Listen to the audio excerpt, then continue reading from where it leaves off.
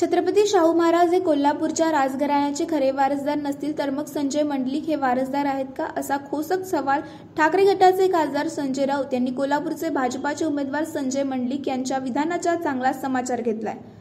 तसेच मंडलिकांची ही भाषा महाराष्ट्र सहन करणार नाही असा इशारा देखील राऊतांनी दिला आहे।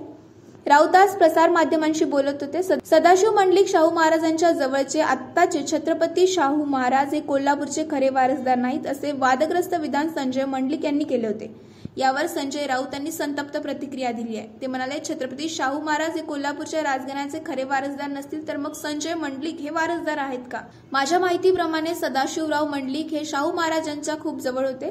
शाहू फुले आंबेडकरांचा विचार घेऊनच ते कोल्हापुरात काम करत होते। महाराष्ट्राच्या श्रद्धास्थानावर चिखलफेक तसेच कोल्हापूरची गादी ही शाहू महाराजांची, शिवाजी महाराजांची गादी आहे। त्या गादीविषयी महाराष्ट्राला नेहमीच आदर आणि श्रद्धा आहे।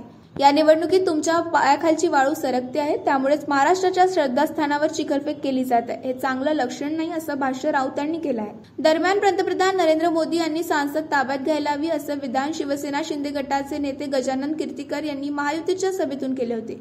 या विधानाचा देखील संजय राऊत यांनी चांगला समाचार घेतलाय। मोदींना संसद ताब्यात घेता येणार नाही। भारत देश हा रशिया नाही, इथे पुतिनशाही चालणार नाही।